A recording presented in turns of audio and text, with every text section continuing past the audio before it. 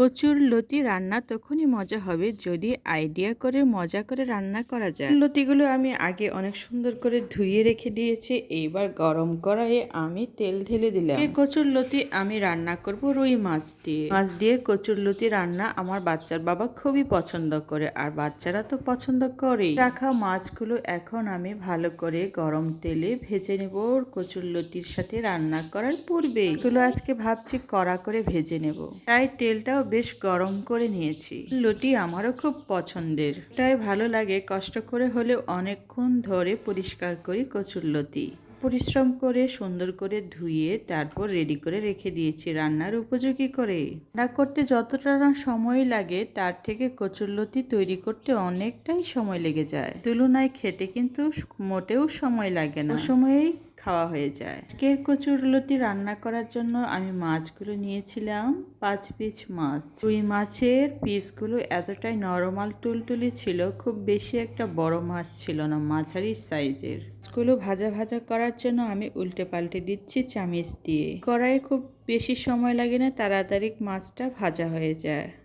ভাজার সময় নিচেও লেগে যায় না, এটা আমার খুবই ভালো লাগে। এখন চটপটে আমার তৈরি হয়ে যাচ্ছে মাছ ভাজাটাই। আর সবাই চটপটে যে কোনো জিনিস পছন্দ করে। বাচ্চার বাবা লতি পছন্দ করে, তাই বাজার থেকে বিশাল আকারের বড় বড় লতি নিয়ে আসছিল। আমি তো সেই লতিগুলো দেখে বেজায় খুশি, কারণ আমার তো খুব প্রিয় জিনিস আমার বন্ধুদের সাথে। তাই ভাবলাম লতি আর রুই মাছের রেসিপিটা শেয়ার করি, কারণ আমার পরিবারের সদস্যরা এতটাই পছন্দ করে। আজকে মাছ ভাজার কালারটা খুব সুন্দর হয়েছে। মাছগুলো আমি একটা বাটিতে করে সুন্দর করে উঠিয়ে নিচ্ছি, যাতে ভালো থাকে আর শুকনো করকরে থাকে। আমি যেটুকু তেল দিয়েছিলাম সেটুকু তেল আমার মাছ ভাজাটাই শেষ হয়ে গেছে, আর কড়াইটাও আমি একটু পরিষ্কার করে নিয়েছি মাছ ভাজার পর। এরপর আবার তেলটা দিয়ে পেঁয়াজটাও ছেড়ে দিয়েছি রান্নার জন্য। গুলো পেঁয়াজ কুচি নিয়েছিলাম আজকে। রান্নার শুরুতে আমি আগে মশলাগুলো দিয়ে দিলাম, সাথে পানিটা। এটা দিয়ে দেওয়ার পর একটু নেড়েচেড়ে নিলাম যাতে মশলাগুলো জট ছেড়ে দেয়।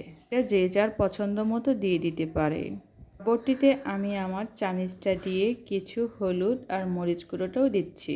এটা ছিল হলুদের গুঁড়ো, আমি আমার প্রয়োজন মতো রান্নায় নিয়েছি। অনেকগুলো হলুদ গুঁড়ো নিয়েছি আজকে। কচুর লতি রান্না করতে গেলে ভালোই হলুদের প্রয়োজন হয়।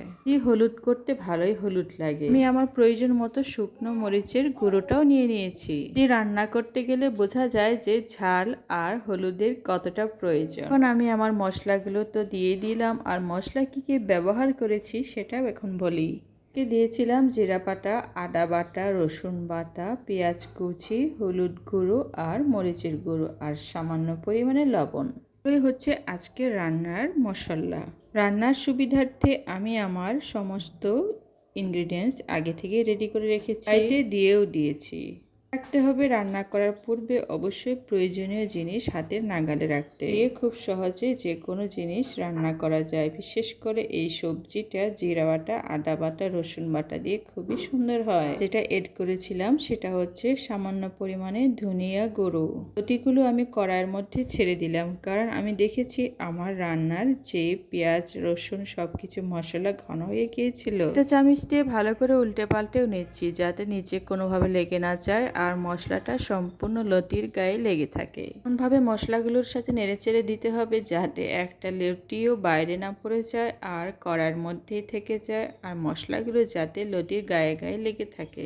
নাড়াচাড়া দেওয়ার পর আমি ঢাকনাটাও দিয়ে দিয়েছি। ভালো করে লতিটা আমি কষিয়ে নেব।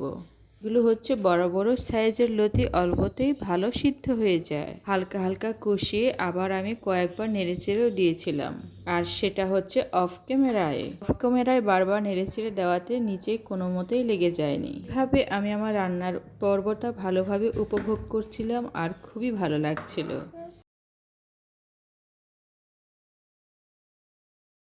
অল্প সময়ের মধ্যে লতিগুলো এতটাই নরম হয়ে যাচ্ছিল, আমি তো ভাবছিলাম লতিগুলো আরও নরম হবে। আমি অল্প অল্প পানি দিয়ে বারবার ঠিক এইভাবে নেড়েচেড়ে দেব।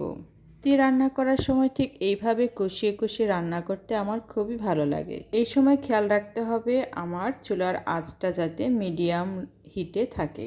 সময় মিডিয়াম হিটে রান্না করলে রান্নার টেস্টটাও খুব ভালো হয়। অনেকক্ষণ নেড়েচেড়ে দেওয়ার পর এখন আমার রান্নাটা প্রায় অর্ধেক পথে চলে আসছে। এভাবে অনেক সুন্দরভাবে নেড়েচেড়ে দিলে খুব সুন্দরভাবে লতিটা আস্তে আস্তে বড় বড় সাইজের থেকে যায়। এখন আমি কি করব, ঢাকনাটা দিয়ে দিচ্ছি। আর ঢাকনাটা দিয়ে দিলে হবে কি, আমার লতিটা আরও হালকা হালকা কষিয়ে নেওয়ার কোনো প্রয়োজন পড়বে না। কষিয়ে নেওয়ার পর্ব তো আমার শেষ হয়ে গেছে। এখন আমি পানি দিয়ে দিচ্ছি 1 বাটি 2 বাটি। পানিটা দিয়ে দেওয়ার পর এখন ভালো করে আমি ঢাকনা দিয়ে দেব। লতি এতটাই টেস্টি, বাড়ির সকলে খুব পছন্দ করে। যেহেতু এই ঝোলের মধ্যে মাছও দেব, এই কারণে আমি বরাবরের মতো পানিটা দিয়ে দিচ্ছি। এমন মজাদার রেসিপি পাওয়ার জন্য অবশ্যই সাবস্ক্রাইব করে রাখতে পারেন। সাবস্ক্রাইব করা থাকলে আপনি যখন ইচ্ছে তখন এমন মজাদার ভিডিও পেয়ে যাবেন আপনার টাইমলাইনে। মজাদার রেসিপি তৈরি করতে আমার খুবই ভালো লাগে। পরিবারের সকল সদস্যরা যখন খুব মজা করে খায়। রুটি রান্না খুব সময়ের ব্যাপার হয় না, অল্প সময়ের মধ্যে রুটি রান্না হয়ে যায়। লতি পরিষ্কার করতে একটু সময়ের প্রয়োজন হয়। টেস্টিফুল রান্না অল্প সময়ের মধ্যে হয়ে যায়, তাই রান্না করতে যেমন ভালো লাগে তেমনি মানুষকে খাওয়াতেও ভালো লাগে। অনেক সুন্দর আর টেস্টিফুল রান্না যেমন একটি শিল্প, তেমনি মানুষকে মজা করে খাওয়ানো একটা শিল্প আমি মনে করি। হচ্ছে সহজ এবং পারফেক্ট রেসিপি। চাইলে ঠিক এমনভাবে রেসিপিটা আপনার রান্না করে আপনার পরিবারের সদস্যদের সবাইকে উপহার দিতে পারেন। প্রতিদিনই ইচ্ছে করে সকল পরিবারের সদস্যদের মজার রেসিপি তৈরি করে খাওয়াতে। ভেজে রাখা সম্পূর্ণ মাছগুলো এইবার আমি লতির মধ্যে দিয়ে দিলাম আর এখন ঢাকনাটা দিয়ে দেব। যেহেতু মাছগুলো আমি খুব সুন্দর করে ভেজে নিয়েছি, সেক্ষেত্রে আমার মাছটা সিদ্ধ হতে খুব তাড়াতাড়ি সময় লাগবে। মানে আমি বলতে চাচ্ছি অল্প সময়ের মধ্যে আমার মাছটা লতির সাথে মিশে যাবে। আমার লতিটা এতটাই তুলতুলে নরম ছিল যে সিদ্ধ হওয়ার পর দেখি একবারে চুপসে গেছে। তুলতুলে রান্নাগুলো করতে আমার খুবই ভালো লাগে, আর তার সাথে এমন মজাদার রান্না যদি করি তাহলে দেখতেও খুব সুন্দর হয়। আমার রান্নার পর্ব প্রায় শেষের দিকে। এখন আমি ধীরে ধীরে আমার চুলার আঁচটা, তার মানে মিডিয়াম থেকে লোর দিকে চলে যাব আমি। তবে লতি রান্নায় এতটা ঝোল রাখবো না, আরও কমিয়ে দেব। লতির রান্না কখনো এতটা ঝোল হয় না, সেটা আমরাও জানি। লতি রান্না করতে হয় মাখা মাখা করে, তাই না বন্ধুরা? সবাই ঠিক এইভাবেই পছন্দ করে। এগুলো যেহেতু নরম হয়ে গেছে, সেক্ষেত্রে আমি আর ঢাকনা দিইনি, ঢাকনাটা আমি নামিয়ে নিয়েছি। কম সময়ের মধ্যে আমার লতি রান্নাটা হয়ে গেছে। এটি হচ্ছে সহজ আর মজাদার রান্না, ঘরোয়া রেসিপি। আমার রেসিপিটি কেমন হয়েছে অবশ্যই জানাবেন। এই ধরনের রেসিপি পেতে সাবস্ক্রাইব করতে ভুলবেন না। ধীরে ধীরে আঁচটা কমিয়ে দিয়েছি আর এইভাবে ঢাকনাটা খুলে রেখে দিয়েছি। এখন লতিটা অনেকটা মাখা মাখা হয়ে যাবে আর দেখতেও খুব সুন্দর আর সুস্বাদু হবে খেতে। এবারের সদস্যরা যেহেতু পছন্দ করে, তাই বরাবরের মতো আমার লতি রান্না করতে খুবই ভালো লাগে।